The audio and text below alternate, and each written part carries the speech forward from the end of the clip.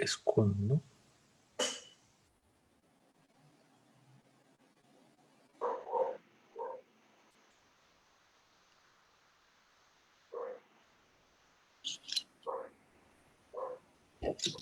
¿Estamos listos?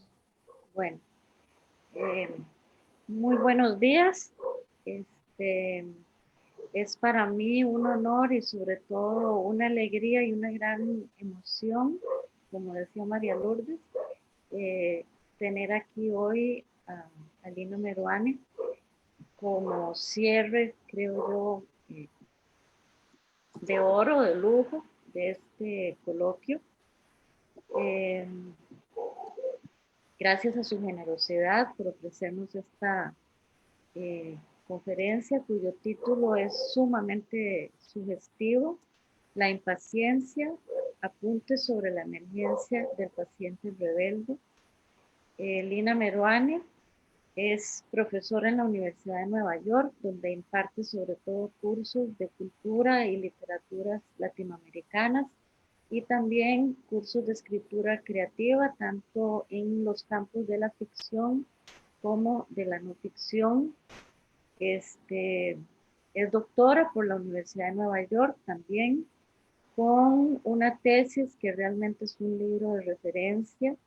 El título en inglés es Viral Voyages, Latin American AIDS Fiction and the Crisis of Global Contagion, cuyo libro se tradujo al castellano como Viajes Virales, la crisis del contagio global en la escritura del SIDA, publicado por Fondo de Cultura Económica, y cuya versión, digamos, o edición se está preparando aquí en Costa Rica en la editorial Lanzallamas. Realmente era otro de nuestros proyectos presentar ese libro acá, pero bueno, debido a la pandemia, este fue un proyecto que hemos tenido que dejar para el futuro, cuando Lina pueda venir presencialmente a nuestra universidad.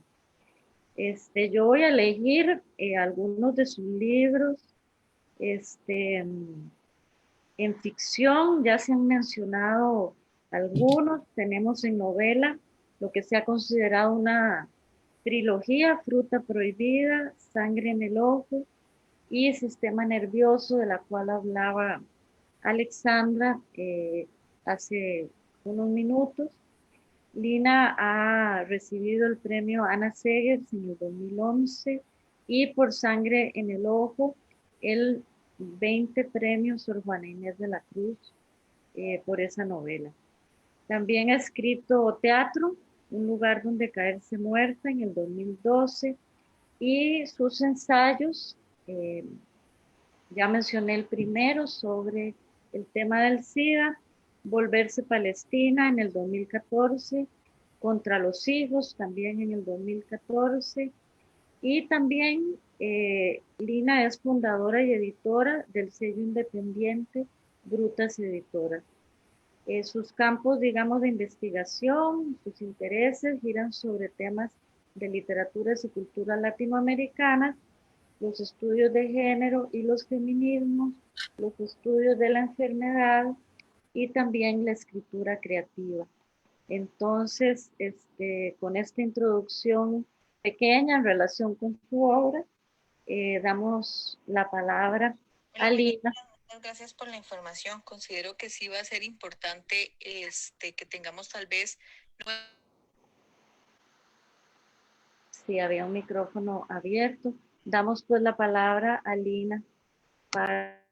Bueno, muchas gracias. Espero que se me escuche bien y si no, quito la imagen, ¿no?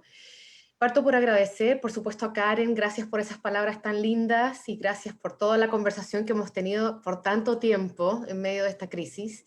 Gracias, Leonardo, Jairo y, por supuesto, a la Universidad de Costa Rica por esta invitación. Para mí es un honor cerrar este congreso, por más que el adjetivo magistral para una conferencia de una escritora me excede e incluso me intimida un poco, tengo que decir.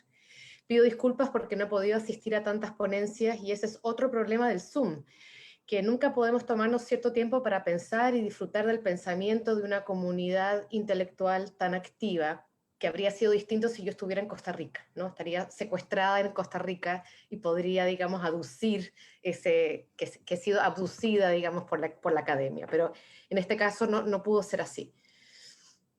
Quiero decir también que ha sido una alegría sí haber podido escuchar a Andrea, Alejandra, Alexandra y Ronald, a quienes admiro muchísimo y a quienes he ido leyendo y siguiendo a lo largo de los años.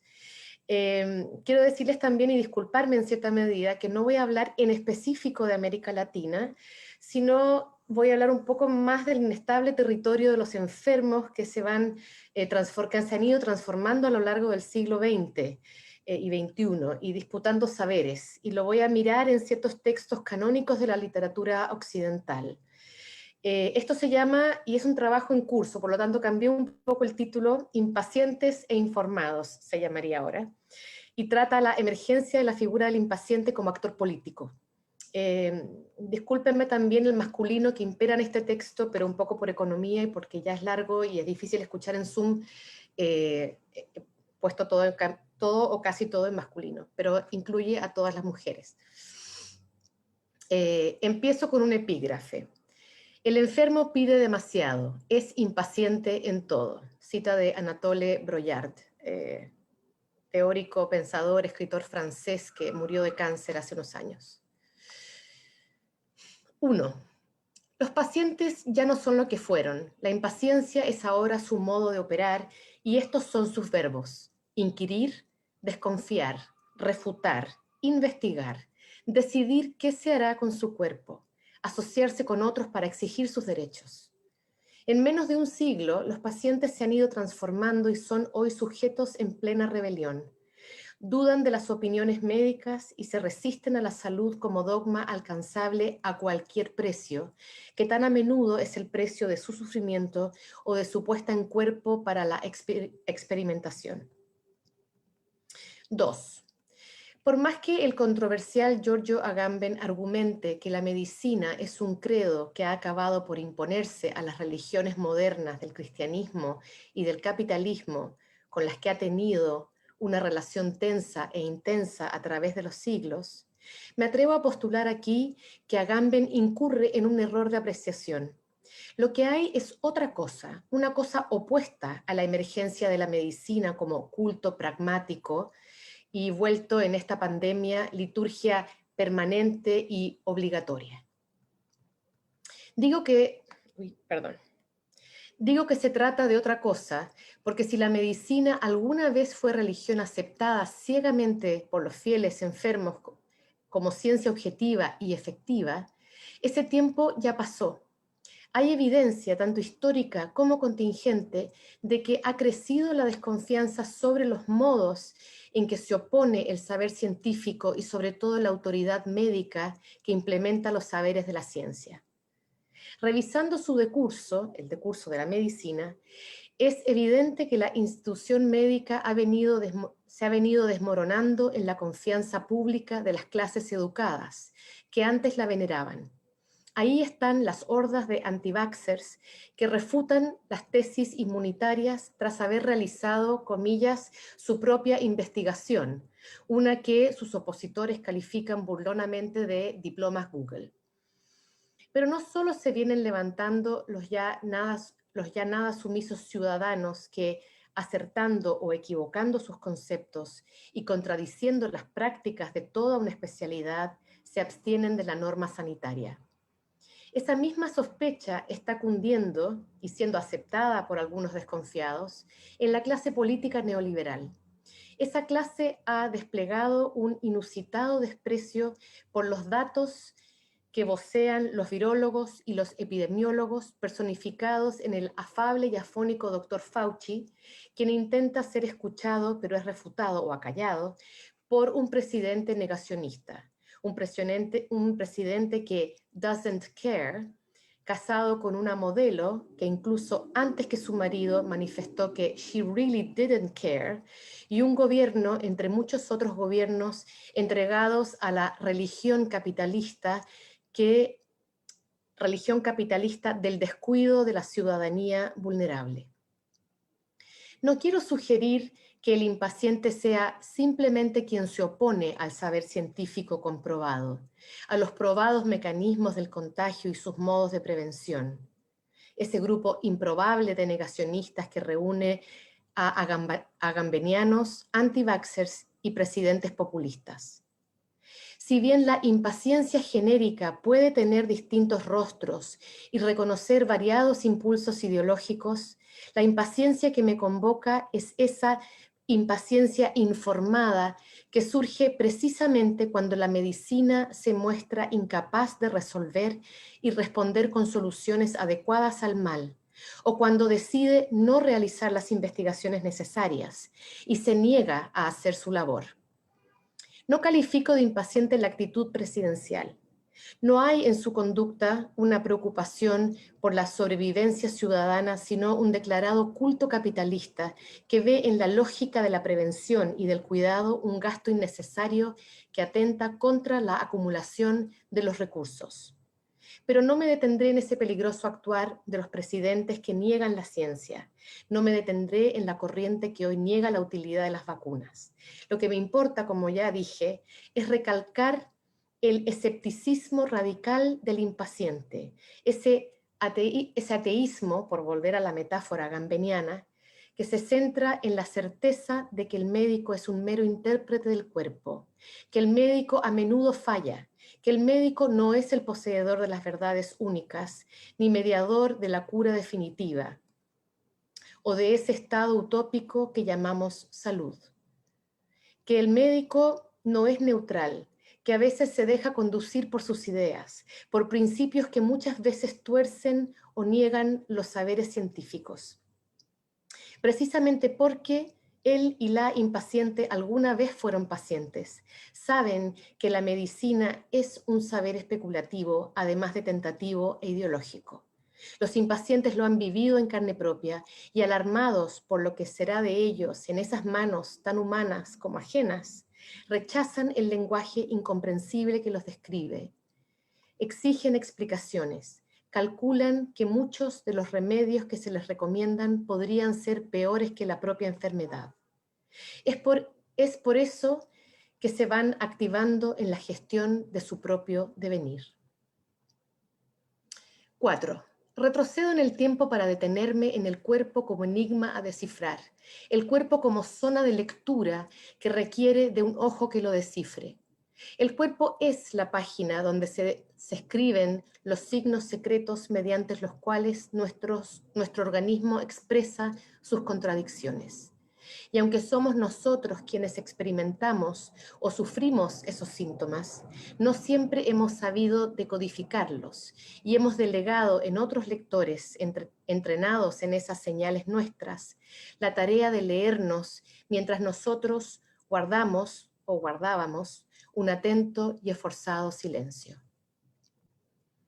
5. No siempre fue el médico el lector preferente de la enfermedad.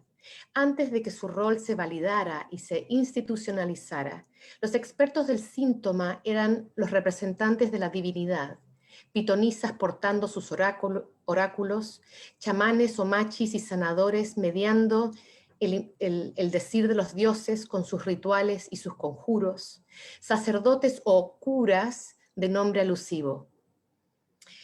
Las interpretaciones de estos últimos estaban atadas a las ficciones de la fe y al ejercicio de una moral a menudo punitiva. Desconocidos los mecanismos que desencadenaban su malestar, esos religiosos eran incapaces de leer el cuerpo desde su materialidad y le aplicaban otros marcos de interpretación que a menudo empeoraban las cosas para los dolientes. En los años de la peste negra o bubónica y de la peste blanca o tísica, no faltó párroco que llamara a sus fieles a congregarse para honrar a Dios besando, uno tras otro los fieles, las imágenes sagradas y agudizando así la transmisión y la muerte de manera exponencial. 6. Esas recomendaciones ineficaces irían erosionando la autoridad diagnóstica y paliativa de los religiosos. Pero fue el auge de la ciencia y de su método lo que acabó validando al médico como lector, intérprete y efectivo gestor de la cura. Esa legitimación moderna fue ocurriendo de manera paulatina y es por eso que, todavía en el siglo XIX, continuaba en vigencia la antigua teoría miasmática que postulaba el aire contaminado como origen de todos los males. Su expresión era la fetidez. Se hacía burla de aquellos científicos capaces de pesquisar microscópicos microorganismos bajo un lente. Y se hacía burla de ellos porque sus hallazgos diferían radicalmente de los preceptos hipocráticos impuestos desde la academia como verdad irrefutable. 7. Resulta asombroso el acto de fe que han exigido a lo largo de los siglos tanto la religión como la medicina en los asuntos del cuerpo. Los enfermos fueron llamados, y todavía lo son, a someterse al saber autorizado de los expertos, aun cuando estos expertos contradijeran las intuiciones del paciente y contrariaran sus deseos. La literatura, 8. La literatura del siglo XX da cuenta de esta tensión. Pongo por caso la crítica que elabora Virginia Woolf en una novela de 1925. Mrs. Dalloway presenta las reflexiones de una señora londinense que, al igual que tantas mujeres de su clase y de su generación, sufre de extraños malestares femeninos alentados por una casta de médicos que concebía, por conveniencia económica y convicción ideológica, a las mujeres de la clase alta como enfermas y a las de la clase trabajadora como sanas pero enfermantes.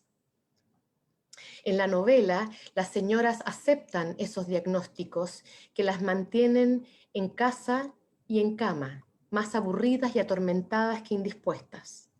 Pero es aún más angustiosa la situación de Septimus, un veterano de guerra que ha perdido la razón. Su joven esposa italiana es quien lo cuida y quien lo lleva a la consulta de 2 médicos sucesivos, insistiendo en que Septimus está gravemente enfermo. El primer doctor es un médico generalista, experto apenas en resfríos y otros males menores, y sin saber qué cosa es el trauma de la guerra, negando su existencia, criticando las extravagancias del veterano, repite una y otra vez que no tiene nada serio o de qué preocuparse, que simplemente debe distraerse y dejar de conversar consigo mismo. Sobre todo debe comportarse como hombre, en vez de avergonzar a su mujer, que no está preocupada por la masculinidad de su marido, o tal vez un poco, porque toda enfermedad se piensa como debilidad, y lo débil es, en esos y estos tiempos, un signo de lo femenino. Lo que verdaderamente le preocupa a ella es la salud de él, su intuición de que el family doctor está completamente equivocado. Por eso lleva a Septimus a ver a un segundo médico, que resulta ser un temible especialista de esos que recién empiezan a aparecer en el horizonte de la medicina. Y sin prestarle atención ni considerar la situación de Septimus, diagnostica un mal sin nombre y prescribe su internamiento solitario en una costosa clínica de la cual él es dueño. No importa que la italiana cuestione esta medida que la excluye del cuidado, ni que tampoco la acepte Septimus. Ese médico es inmune a las razones de los afectados. Conclusión, en un ataque psicótico detonado por la idea de que vienen a llevárselo, Septimus se lanza por la ventana para escapar del destino que se le impone. 9. Woolf pone palabras propias en la reflexión que hace la señora Dalloway cuando cuestiona a ese especialista supuestamente experto en la, cito, exigente ciencia que trata de lo que a fin de cuentas nada sabemos, el sistema nervioso, el cerebro humano, fin de cita. Sepan más o sepan menos, los médicos no se detienen a escuchar al enfermo, ni menos a quien lo cuida. Sobre todo pienso porque quien explica el caso, quien se niega a consentir la terapia, quien se queja cuando se lo permiten, es una mujer. Virginia Woolf conocía estos protocolos en cuerpo propio, sufría de un desconocido desorden psiquiátrico y había consultado con múltiples médicos que le habían prescrito, con no poca soberbia, una serie de soluciones inútiles, desde suspender la escritura hasta arrancarle algunas muelas para disminuir la presión cerebral que estaría causando sus crisis psiquiátricas. La ineficiencia de esa medicina, ya lo dije, especulativa, y la desafección de quienes la practican con un autoritarismo asombroso, es la que Woolf traslada a su novela unos años antes de suicidarse. 10. Tal vez sea posible pensar esa novela como un modo de dejar por escrito lo que Woolf padeció, las alucinaciones auditivas, las ideas recurrentes sobre la muerte, los feroces tratamientos de médicos inexpertos, que Woolf, padeció, sin poder levantar la voz, casi sin poder levantar el cuerpo del catre, solo la mano, su pluma cargada de tinta elaborando una denuncia solitaria que anticipó la impaciencia que estaba por venir. 11. La señora Dalloway es mucho más que una ficción con tintes autobiográficos, y es más que una denuncia de su propio sufrimiento en manos médicas. Adelantándose a las sofisticadas formulaciones teóricas de Michel Foucault, porque las novelas no son solo tema y trama, son también ideas. Adelantándose, al teórico francés, Woolf presenta la salud como extensión ideológica de la religión del capital expresado en el proyecto colonialista del Imperio Británico. En las páginas menos noveladas o más ensayísticas de la novela, el texto expone las dos premisas de la medicina inglesa: el culto a la proporción, es decir, al orden ciudadano, al control del disenso y la imposición, comillas, más formidable y severa y hasta violenta de la diosa conversión, que opera confinando aquellos cuerpos que no se ajustan al sistema de creencias del Imperio Británico que está en pleno auge, es decir, que está lanzado a la productividad que los cuerpos útiles deben sustentar.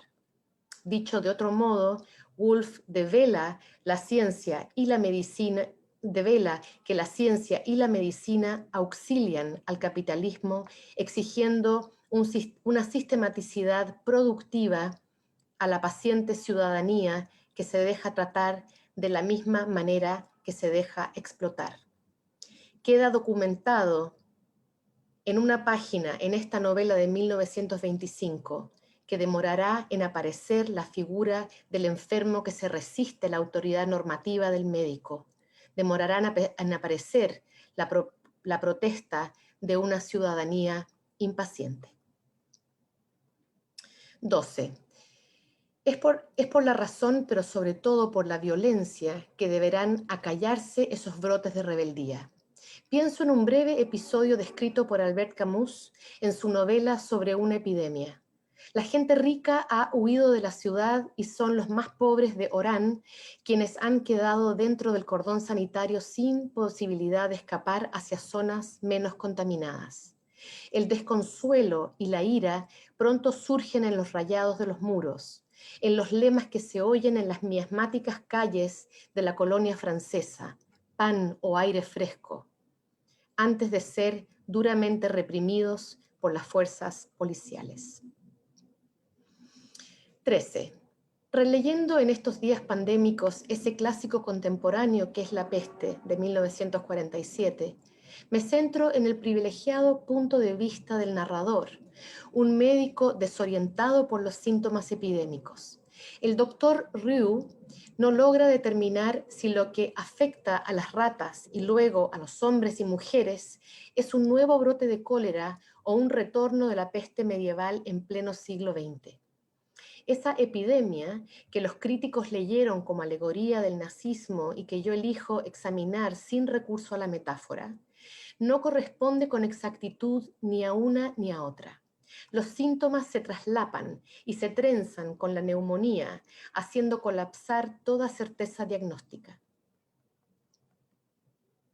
Ryu reconoce que no puede ni leer apropiadamente ni menos medicar, y a pesar de eso, o tal vez debido a eso, impone los mandamientos confinatorios dictados desde lejos por el gobierno francés. No objeta nada, Ryu, no pone nada en cuestión, tampoco escucha a quienes cuestionan la norma. 14.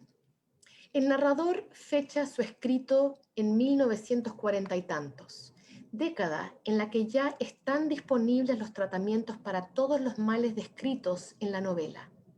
Camus incurre en un raro anacronismo que tal vez no sea sino producto del desconocimiento del autor, que no era médico.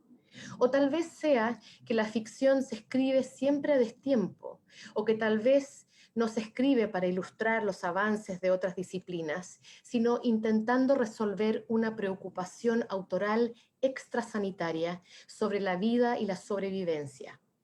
Pero cabe preguntarse si Camus, que sufría severos ataques de asma, que con frecuencia debía salir de París en busca de aire fresco, no de pan, si Camus, que había pasado por inútiles manos médicas, escribía desde una creciente impaciencia propia. 15. Recapitulo por no desviarme. La ciencia destrona a la superstición o a las religiones alternativas en las postrimerías del siglo XIX, cuando por fin se disipan los aires de la teoría miasmática y surge un nuevo paradigma basado en la observación microscópica de los gérmenes. Es entonces que se instala en el imaginario social, y por qué no decirlo, en la realidad, la fuerza diagnóstica del doctor, su certeza predictiva, su autoridad discursiva.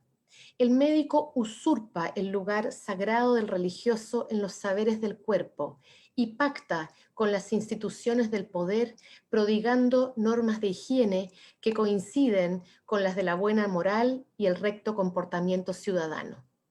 El médico adquiere en este momento un poder objetivo que le permite prescindir del relato subjetivo del paciente, de quien se espera obediencia. No hace falta decirle por qué sufre, ni a qué corresponden sus síntomas, ni cuál es su prognosis, ni cuánto tiempo le queda. No se le dice si está muriendo ni de qué.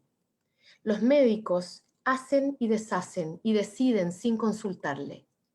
¿Acaso sea este el tiempo efímero que describe Agamben cuando habla de la imposición de la religión de la medicina? Pero esa religión no puede haber durado tanto, porque parece haber sido cuestionada desde sus inicios. 16. En un ensayo literario que es también memoria, la ensayista estadounidense Rebecca Solnit relata los últimos años del Alzheimer de su madre y de su propia experiencia de cáncer. En The Far Away Nearby, libro de 2013, Solnit escribe agradecida del afecto y la consideración que ha recibido de parte del personal médico ya transformado, dice, por una revolución en el cuidado que empezó a ocurrir tras las revoluciones antiautoritarias de los años 60, así como la revolución de los pacientes que insistieron en su derecho a estar plenamente informados y a participar en las decisiones sobre sus cuerpos. 17. Es cierto que abundan esos médicos atentos, pero si cito a Solnit es para subrayar la transformación revolucionaria a la que ella apunta y que es sin duda tan reciente que los médicos que han cedido en su autoritarismo anterior conviven con aquellos que todavía procuran pacientes dóciles, médicos altaneros a quienes les irritan las pacientes que se rehúsan a comportarse como tal. La que pregunta, la que pide exámenes adicionales o segundas opiniones, la que estudia su caso clínico y aprende la lengua de su biología y que se niega a seguir el tratamiento. La impaciente que desobedece para obedecerse a sí misma. Esa rebelde se materializa en la ya difunta figura de Susan Sontag, a quien su impaciencia salvó. En 1974, Sontag no aceptó el diagnóstico terminal que había recibido. exigió un tratamiento de quimioterapia que pudo matarla y se hizo extraer no solo la mama, sino los músculos del pecho y hasta del brazo. Esa odisea le aseguró 30 años de vida que ella aprovechó para escribir una serie de libros emblemáticos, entre los que se cuentan 2 ensayos esenciales sobre la metáfora de la enfermedad. 18. En La enfermedad y sus metáforas de 1978, al que siguió Las metáforas del SIDA de 1988, Susan Sontag examina los usos perniciosos del lenguaje que se le impone a los enfermos, haciéndolos y haciéndolas responsables de sus males, estigmatizándolos y las socialmente, incidiendo en las políticas que se establecen para ayudarles y negarles toda ayuda. Sontag se propuso alertar a los lectores de las consecuencias reales que tiene el lenguaje metafórico, sea literario, sea oficial, y entregarles herramientas críticas para combatir la opresión del mismo sistema que había descartado su vida, la de Sontag, de antemano. 19. Si su primer ensayo examinaba la histórica mutación de las metáforas, el segundo se centraba en la denuncia contemporánea. Eran los años 80 y en las grandes y pequeñas ciudades del planeta había miles de personas rechazadas y abandonadas, muriéndose de SIDA. 20, y ya voy cerrando, es entonces que emergen los impacientes como actores políticos. Cientos de hombres y decenas de mujeres en todo el mundo se saben sentenciados a muerte por la sociedad del argentino Daniel Link, como el de Pablo Pérez, como el del Pablo Pérez autoficcional de Un diario sin amor, y la declarada Marta Dillon de las crónicas de Vivir con virus, son algunos de los enfermos que se ven lanzados a luchar por sus vidas, a hacerse médicos tratantes de sí mismos. 22. Porque ser un enfermo entendido e indócil es una de las condiciones de la sobrevivencia cuando los gobiernos negacionistas propician que cada uno se salve como pueda, mientras los estados se ocupan de mantener los ideales de moral o los mandatos de la economía. Porque la respuesta verdaderamente impaciente, verdaderamente política, no es nunca solitaria, sino colectiva, crítica, consciente del derecho a la vida y decidida a exigirla. Muchas gracias.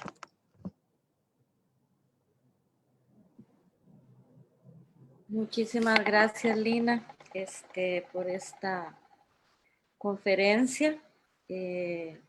Yo la encuentro de una pertinencia enorme, de una gran actualidad, totalmente dentro del marco del coloquio. Aunque hayas trabajado autores de otras latitudes, autores de todas maneras muy importantes para la literatura latinoamericana. Tenemos un tiempo para preguntas, comentarios, observaciones del público. Entonces, daríamos la palabra si alguien quiere intervenir.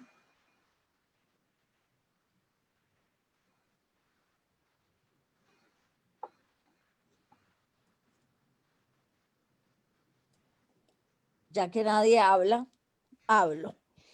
La primera vez que Karen hizo este congreso sobre cine, medicina, literatura, la verdad es que no participé y en realidad no he participado en ninguno, porque me centré en la idea de medicina como medicina del cuerpo.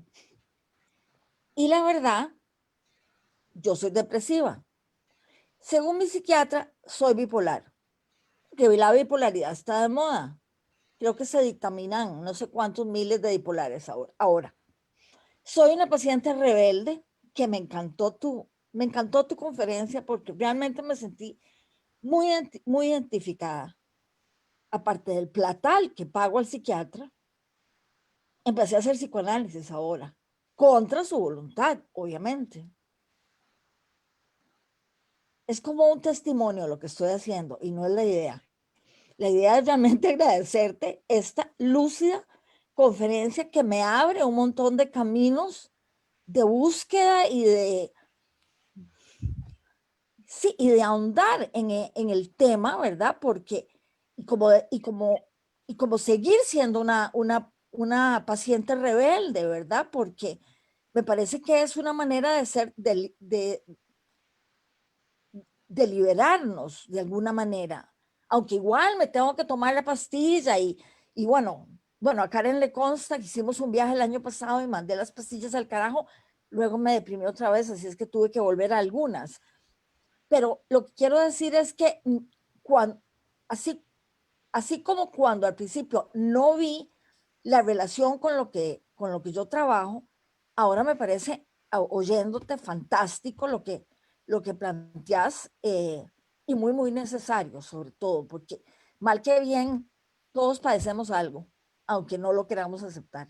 Así es que te agradezco muchísimo la lucidez,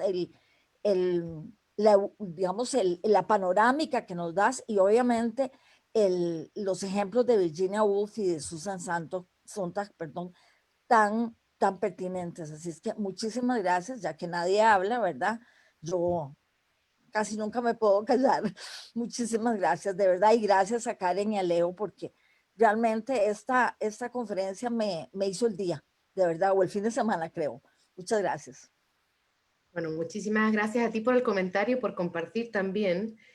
Sí, yo estoy de acuerdo. Qué pena que no esté Alexandra, que justo trabaja esa novela mía, que precisamente es lo que propone, ¿no? Que es... No, ya Ahí Alexandra está, se ahí está. Sí, ya ahí se está. Sí, Ah, ya volví. bueno, casi que habría que dejarle tiempo a Alexandra que contestara la pregunta que se hizo, pero quería decir que justo esa novela, la última, es una novela que deja de pensar en términos tan bipolares como el sano y el enfermo, o la sana y la ciega y el que la cuida. Y es un paso hacia adelante para pensar también que estamos todos conviviendo siempre con la enfermedad, ya sea internamente o en términos mucho más sistémicos, más amplios. Es el sistema mayor que decía Alexandra, que no lo había pensado en esos términos. Y bueno, y es una reflexión que siempre va de lo íntimo a lo político, ¿no? Entonces por eso me importaba pensar este problema, sobre todo a partir del hecho de que, por ejemplo, en esta pandemia, y conozco a varias gente que se enfermó de COVID, hay gente que no le pasó nada y hay gente que realmente todavía está sintiendo 6 meses después los efectos y van a los médicos y los médicos le dicen, sí, está descrito, no tenemos ni idea de qué hacer. Entonces empiezan estos enfermos post-pandémicos o post-COVID a asociarse en grupos de enfermos para intentar ver qué ha hecho cada uno y cómo ha podido responder o resolver o intentar resolver lo que le sucede precisamente a falta de. Y me pareció como muy pertinente escuchar este comentario justo ayer, porque pensé, claro, ahí está, el momento en que la medicina intenta pero fracasa, y por eso digamos mi argumento contra Gamben, y se articulan unas comunidades, ¿no?, que intentan entender y tratar, digamos, de resolver o paliar, digamos, lo que están sufriendo.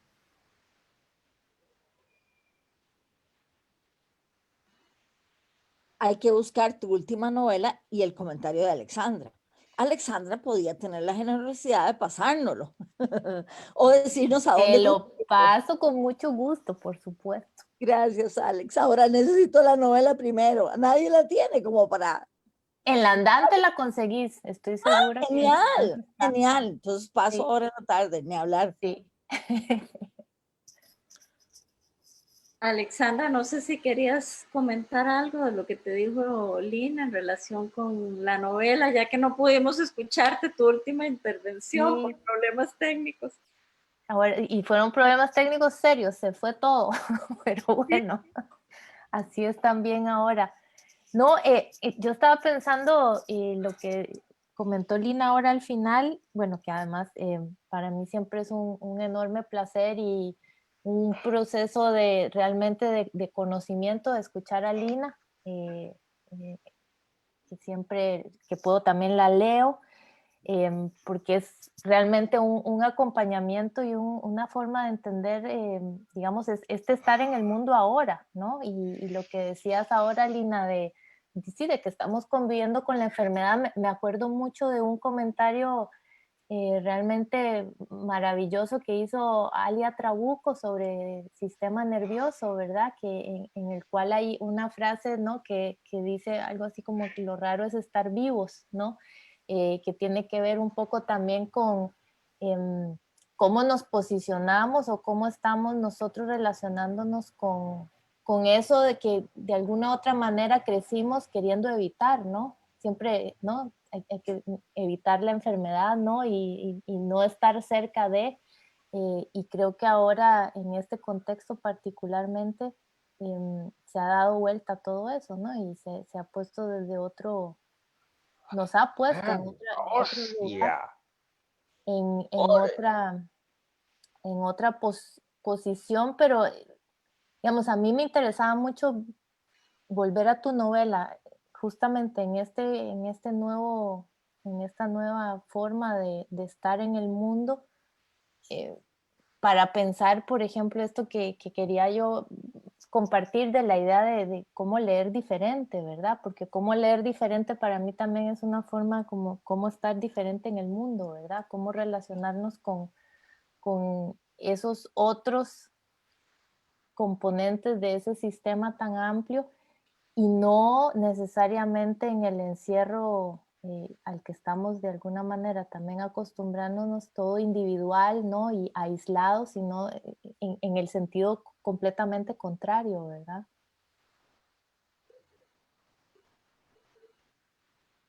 Gracias, Ale.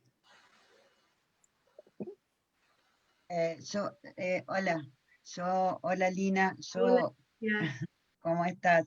Bien. No, bueno, muchísimas gracias por tu presentación y me gustaba esa anotación que ibas haciendo numérica, ¿no? Y en cada una, bueno, era como, me resultó muy interesante esto de esta afirmación que vos decís en un momento, las novelas no son solo temas y tramas, son ideas, ¿no? Entonces por ahí esa potencia que tiene la literatura y cómo vos fuiste marcando, ¿no? En los diferentes apartados, ¿no? Cruzando diferentes textos para leer esta figura de la impaciencia, ¿no? Que me parece, me acordaba de los personajes de tu novela de Fruta Prohibida también, ¿no? Que me parece que estaban atravesados por...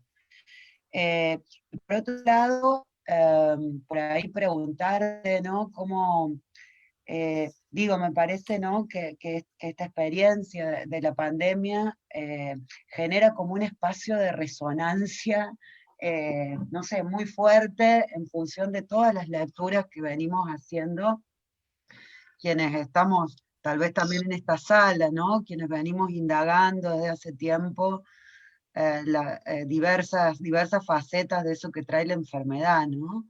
Entonces, bueno, esto que hablaban recién, que se armó también en la conversación, ¿no? Estas apuestas que nos plantea esta nueva pandemia en relación también a cómo convivir, ¿no? Y digo, por un lado, recibir muchos textos que venimos leyendo en clave de legados también, ¿no? Tal vez, ¿no? Como revisar, pienso en los textos sobre HIV-Sida, ¿no? Pensarlos también en eso que nos traen, ¿no? Y en algunas formas que tal vez podamos actualizar para atravesar esto, que otra vez, ¿no? Como aquella vez, vuelve a poner en desconcierto absoluto a la mirada médica, ¿no? Que no termina de descifrar cuáles son los síntomas, ¿no? Que varían de persona en persona. Nada, es todo un nuevo espacio de resonancia, eh, que bueno, y de una experiencia que nos tiene, me parece, globalmente absolutamente descolocados y dislocados, ¿no? Sí, quería decir algo que me sugirió lo que estabas diciendo, Alicia, siempre tan sugerente tú. Y te agradezco el comentario. Es que estamos como en un momento o sea, como un momento, y yo siento que estamos como en estas crisis en las que hay que pensarlo todo de nuevo. Y de hecho, la cuestión de la impaciencia era un tema que yo ya había visitado, como tú decías, en Fruta Podrida, solo que esa impaciencia es una impaciencia que lleva a la muerte.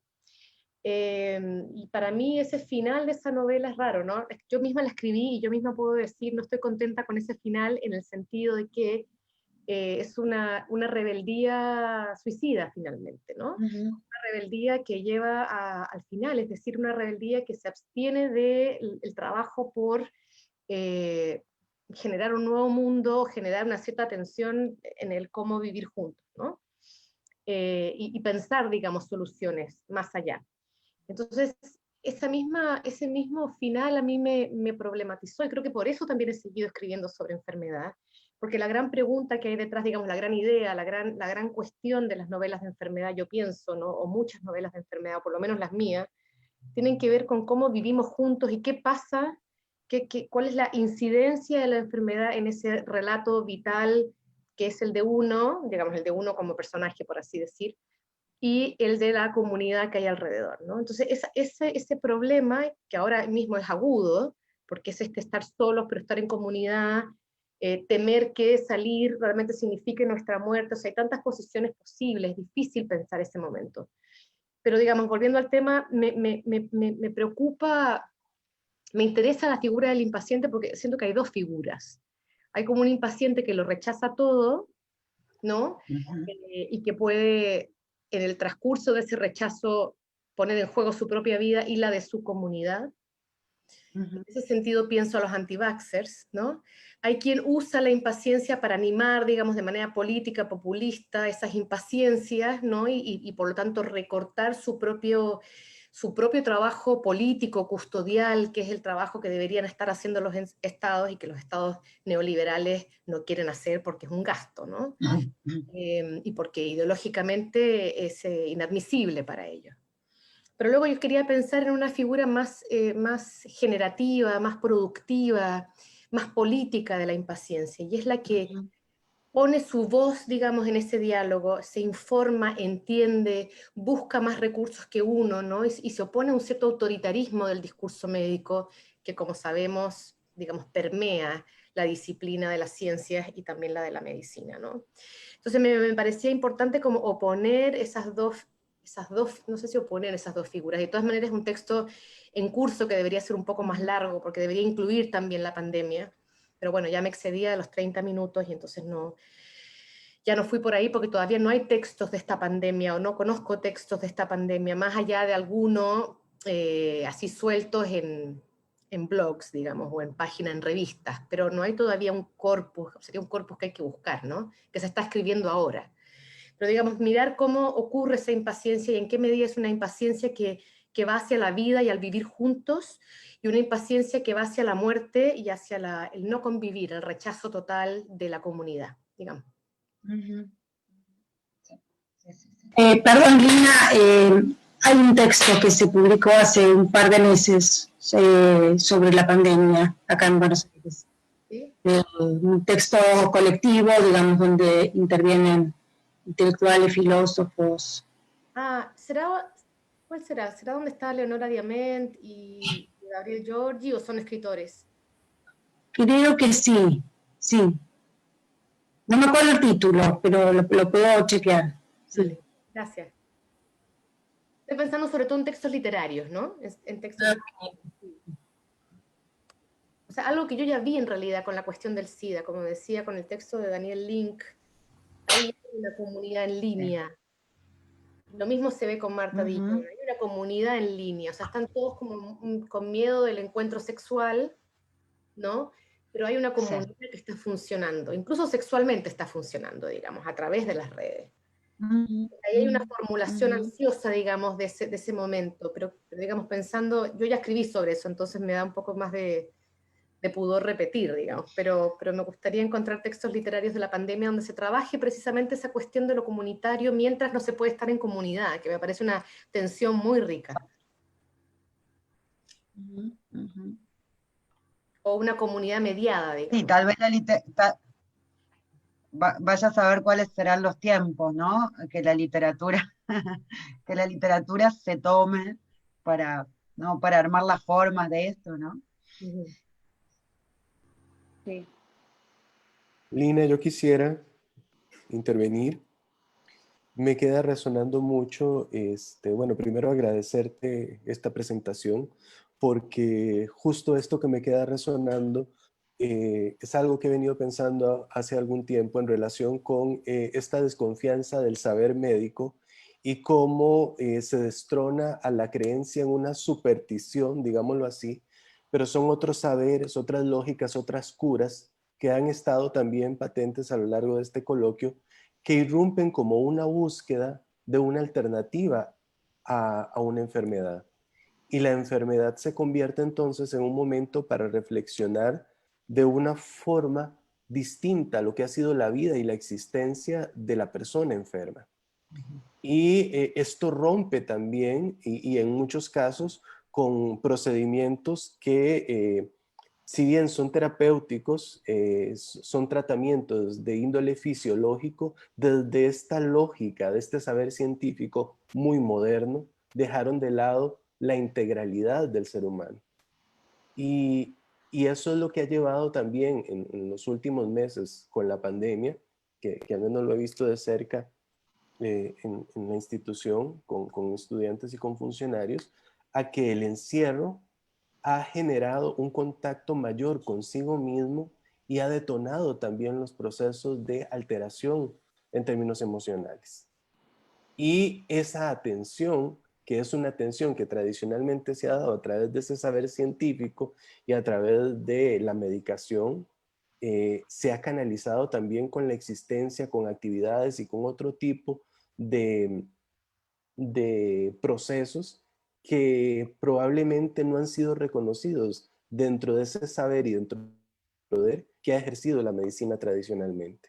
Entonces agradezco mucho cómo esta impaciencia, y una impaciencia informada, no se trata tampoco de negar las dimensiones del saber médico, pero sí nos abre una posibilidad a otras alternativas, a otras visiones que pueden complementar un bienestar general y a otras lecturas, no solo pensándolo en lo literario, sino en una lectura general de nuestra existencia.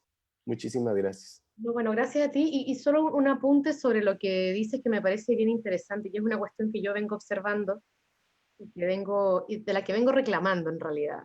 Yo soy, como dije en algún momento, soy de familia de médicos, pero de médicos viejos, 60 años, ¿no? Estos médicos que te examinan todo el cuerpo y que entienden el cuerpo como un sistema, precisamente. Y la cuestión es que uno, por lo menos yo en Estados Unidos, no sé cómo será en Costa Rica, pero uno va en Estados Unidos a un médico y el médico realmente es especialista del dedo chico del pie.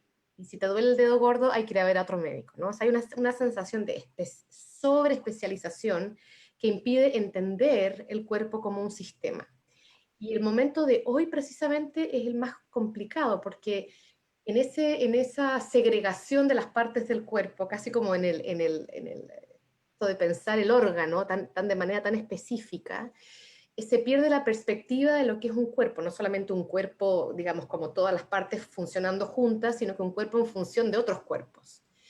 Y entonces lo que es muy interesante de esta pandemia es cómo afecta a todos los órganos del cuerpo. Precisamente la gente con la que yo he hablado que está más afectada en el post-COVID es que tienen problemas en el corazón, en el pulmón, en el sistema simpático, que es digamos, el automático, que tienen problemas de inflamaciones a nivel neurológico, o sea, tienen como una serie de problemas. Es una enfermedad que es casi como una enfermedad muy emblemática de nuestro tiempo, porque justo la que reclama un saber más integral, como decías tú, una idea del cuerpo orgánico, no solamente, como decía, no solamente como un cuerpo, sino en la relación con los otros cuerpos. Y eso me parece muy sintomático de este momento. Y por eso también pienso que la medicina, como está pensada ahora, justo está en un momento como de declive, porque no entiende el cuerpo. Para mí lo dejó de entender en cierta medida. Hola. Quisiera aportar algo a la reflexión que han hecho en el sentido, bueno, lo que decía Lina, un poco apunta a esa no escucha en general del cuerpo y de los pacientes, y que al no ser escuchados toma otra vía, ¿no? La protesta, la impaciencia, etcétera. Y esa no escucha se nota mucho también en la manera en que se atiende en que atienden muchos de los médicos ahora, que ni siquiera atienden. Uno o la persona llega a la consulta, preguntan qué es e inmediatamente hacen la receta para que se vayan a hacer examen de sangre, que se vayan a tomar radiografías, etcétera, y solo después, no escuchando la palabra del paciente o el padecer del paciente, sino observando, se desplaza, digamos, para ir a lo que decía Alexandra, que además la cosa del ojo puede estar afectada y que no siempre es segura, desplazando la escucha de la oreja al ojo, ni siquiera la mirada hay veces, sino al ojo directamente. Metafóricamente uno siente que esa placa que trae de la fotografía de su cuerpo interior hace como una pantalla entre el paciente y el médico que contribuye a esa no escucha y a esa, digamos, distancia que hay entre paciente y médico. Se me ocurre decirlo por lo que apuntaron tanto Jairo como Lina reciente. Nada Sí, más. sí, absolutamente. O sea, esto del examen y además de los 5 minutos para atender a cada paciente, para productivizar el tiempo, ¿no? Es brutal. Yo quería, lo puse en el chat por aquello de obras literarias ficcionales en relación con el COVID, ¿verdad? El Centro de Investigaciones Históricas de América Central, el CIAC, acaba de publicar en el 2020 un libro que se titula Retorna la peste, microrrelatos covidianos. Ese libro está en línea y es gratuito. Se accede al CIAC, Universidad de Costa Rica, y lo pueden descargar. Entonces quería, pues, no sé. Bueno, buenísimo. Muchísimas gracias. Con gusto, con gusto. Muchas gracias, Mike. Edwin. Sí, yo igual, Lina, me encantó tu ponencia y hay 3 aspectos que me recordó. Bueno, en México la medicina sigue, me parece, no sé en qué otras partes del mundo, pero sigue viéndolo como artesanal. Entonces parece que se ha arrastrando esta cuestión del chamán, del que prepara cosas en la medicina, digamos, institucionalizada, Foucaultiana, sobre lo artesanal, en que un médico es bueno y el otro no. Es que ve con él porque él sí sabe. Ve con él porque, no, es que no ves con él porque pues, yo fui con él y no me curó nada. No es tan bueno. Entonces, esta parte de la medicina como algo artesanal, como algo que se sigue creando, algo que cura, aunque el paciente no entiende por qué. Y esto cómo afecta la imagen de la persona que está ejerciendo la medicina, ¿no? Entonces, bueno, ese como un punto que me recordó muchísimo, que me gustó mucho. Otro punto es, hay una novela que me gusta mucho de Italo Svevo, que se llama La conciencia de seno, en el que habla de la perspectiva del enfermo. Entonces, lo importante es cómo el enfermo ve el mundo.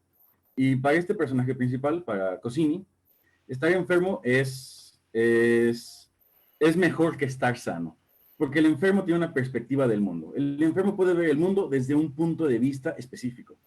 La enfermedad crea comunidades. La enfermedad crea temas para hablar. La enfermedad crea amistades. La enfermedad crea empatía. Entonces, cuando uno está enfermo, uno tiene el privilegio de ver el mundo desde otra perspectiva. El que está sano simplemente vive en una inercia de sanidad. Como te comentaste, un estado utópico de salud. Entonces, eso me gustó mucho. Y además, bueno, Italo Svevo, Cosini, el personaje principal, parte de esto, de la rebeldía, hay 2 tipos de enfermos, ¿no? El sano que cree que está enfermo, digamos el hipocondríaco, pero también el enfermo que cree que está sano. Entonces, un enfermo que se revela a la enfermedad. Y en este punto no es que se revele a lo que dice el médico que tiene, sino simplemente se revela que está enfermo. Él no puede estar enfermo. Aparte afecta mi identidad de entenderme como una persona sana, una persona que está bien.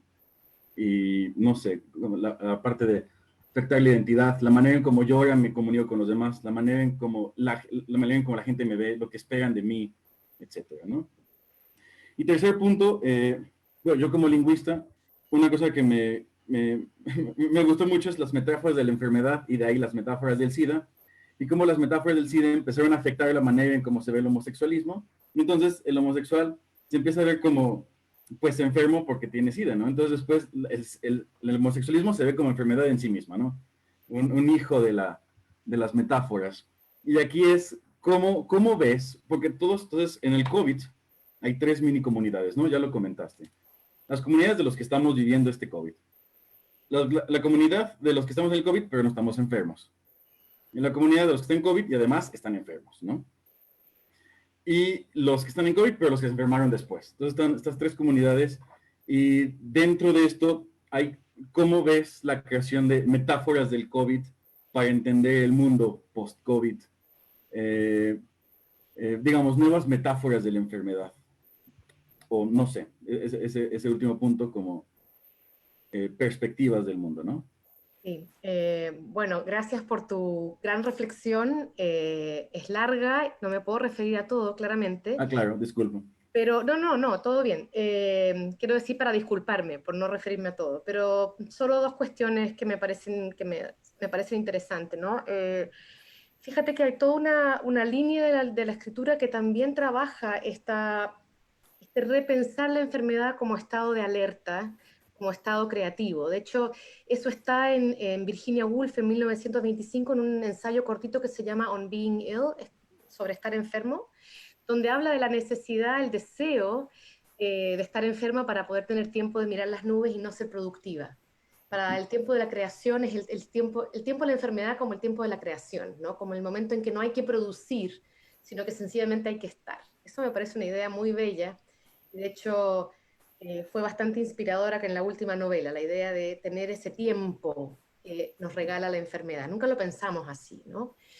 Y otro pensador que es Émile Cioran, mucho más contemporáneo, es un filósofo húngaro, húngaro-rumano, ahora me bajó la duda, pero bueno, pero él tiene toda una reflexión en fragmentos breves sobre el hecho de que, un poco siguiendo lo que tú estás diciendo, lo que dice también Cossini, esta idea de que el órgano cuando está enfermo está despierto, tiene conciencia de su propia existencia, y por lo tanto el sano está como dormido, mientras que el enfermo es el que está realmente despierto, ¿no? O sea, hay una deconstrucción y una transgresión, digamos, de las ideas comunes sobre enfermedad, ¿no?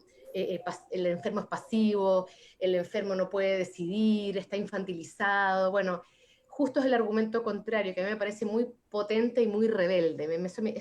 Esa postura me interesa, y por supuesto está ya también en la literatura, porque como dije, la literatura también son ideas, ¿no? Eso me parece muy genial en esa novela.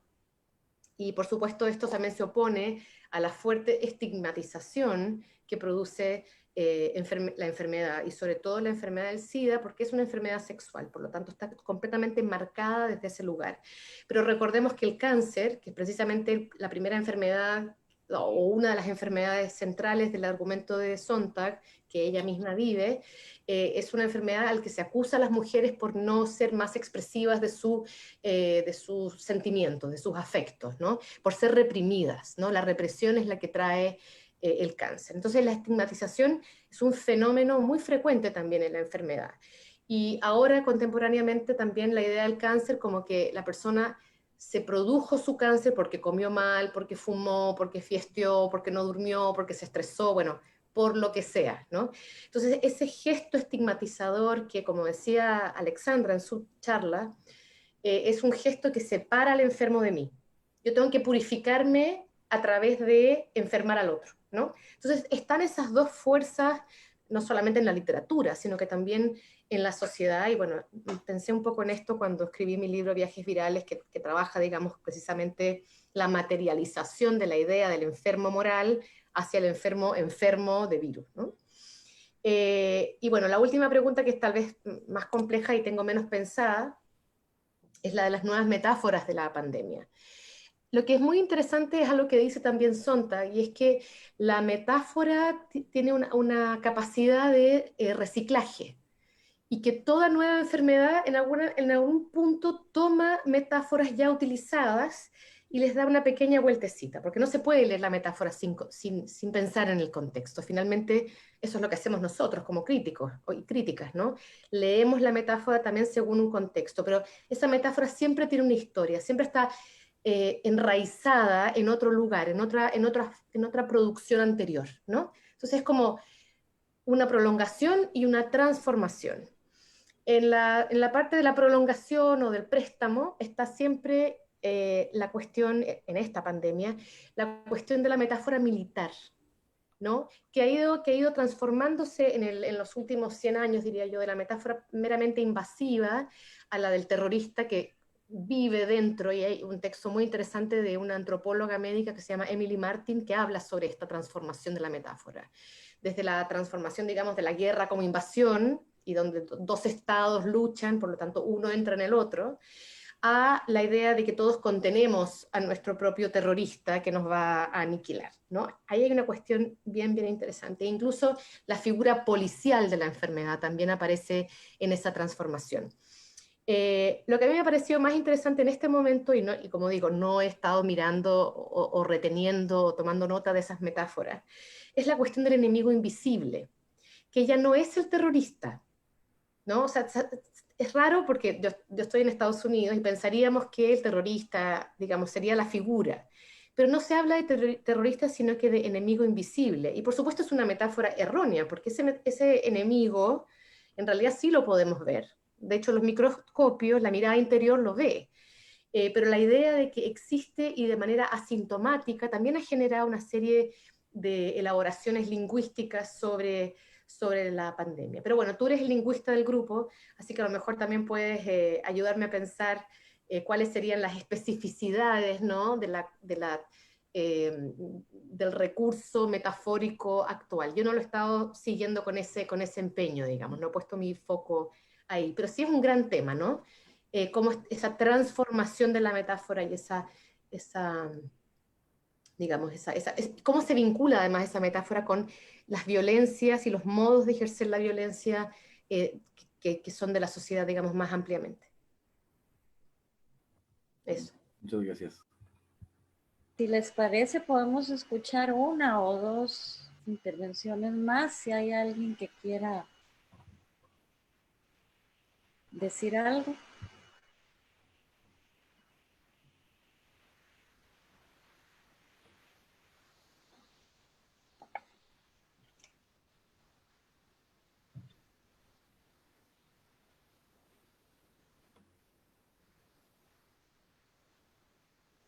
O entonces pasamos a la etapa final de cierre del coloquio.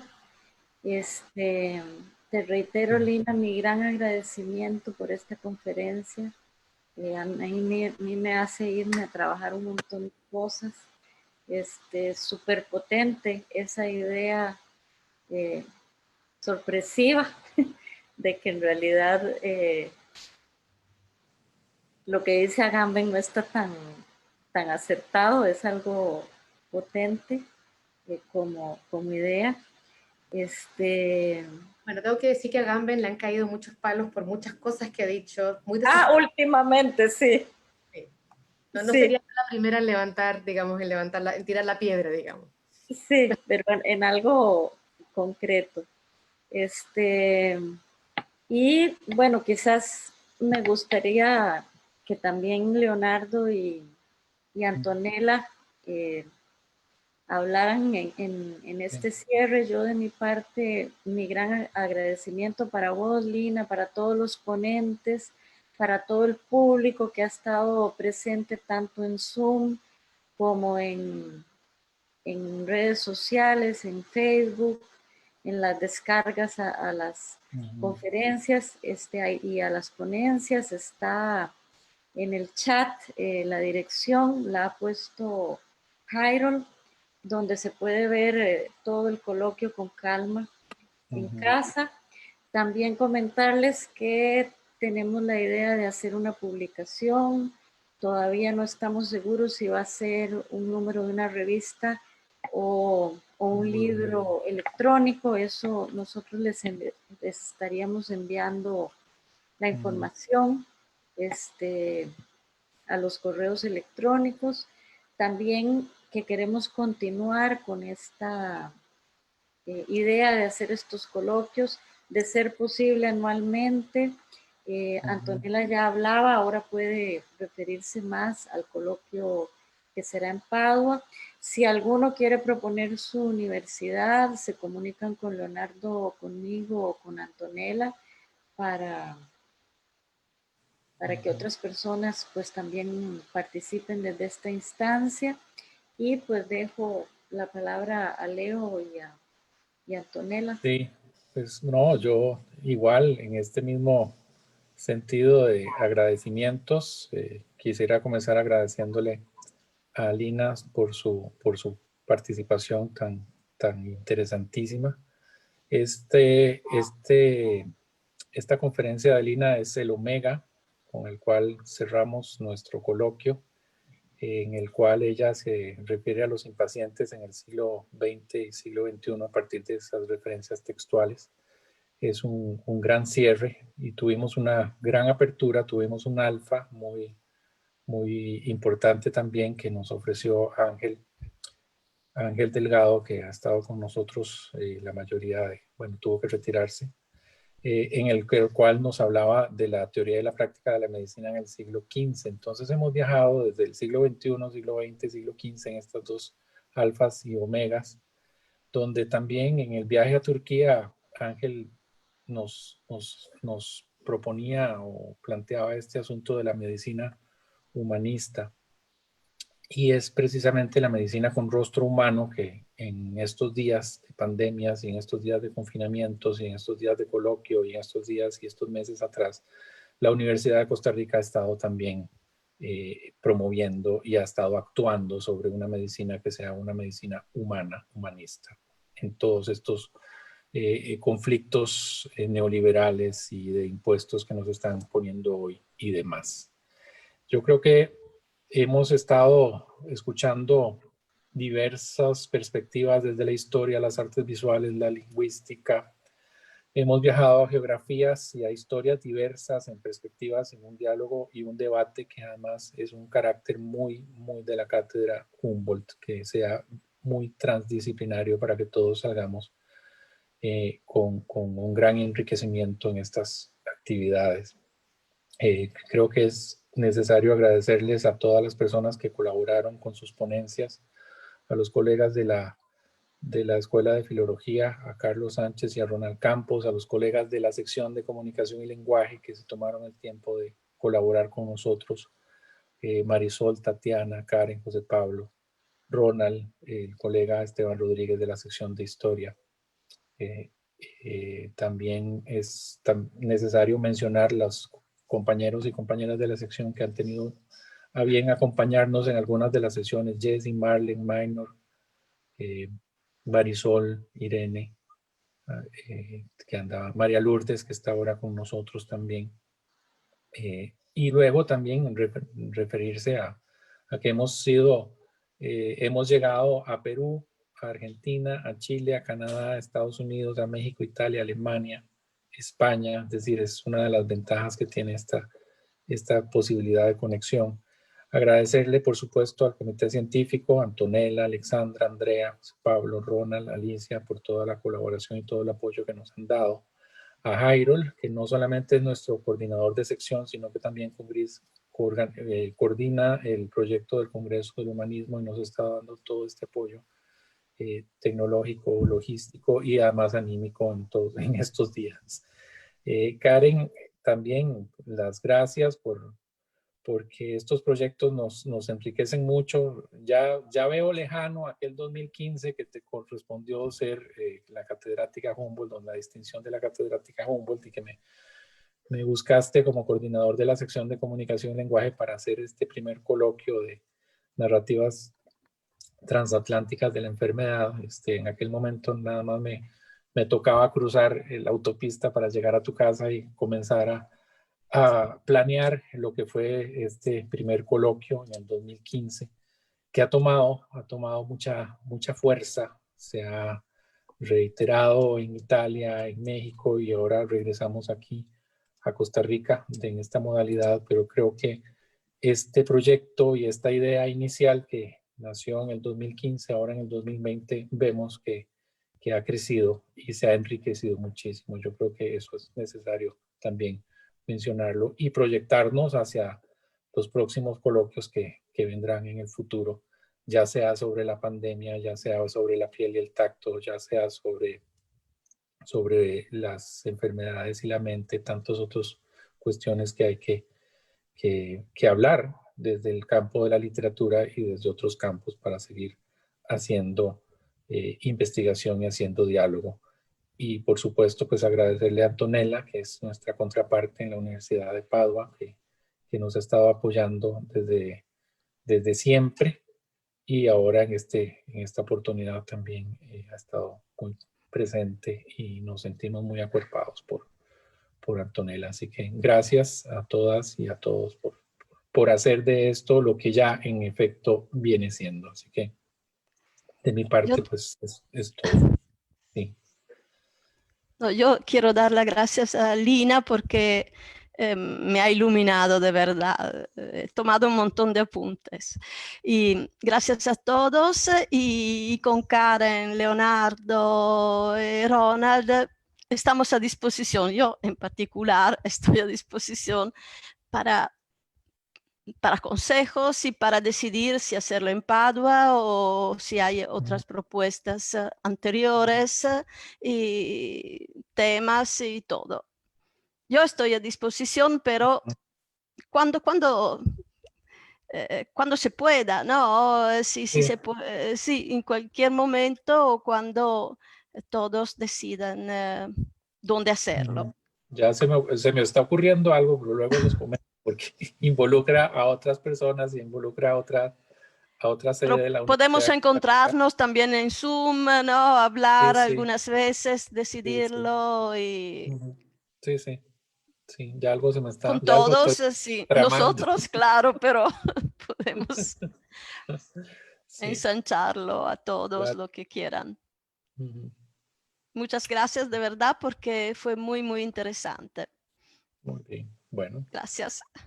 Gracias, muchísimas gracias. Y bueno, voy a enviarles un correo a quienes participaron con las ponencias para darles el enlace de YouTube y seguiremos en contacto entonces.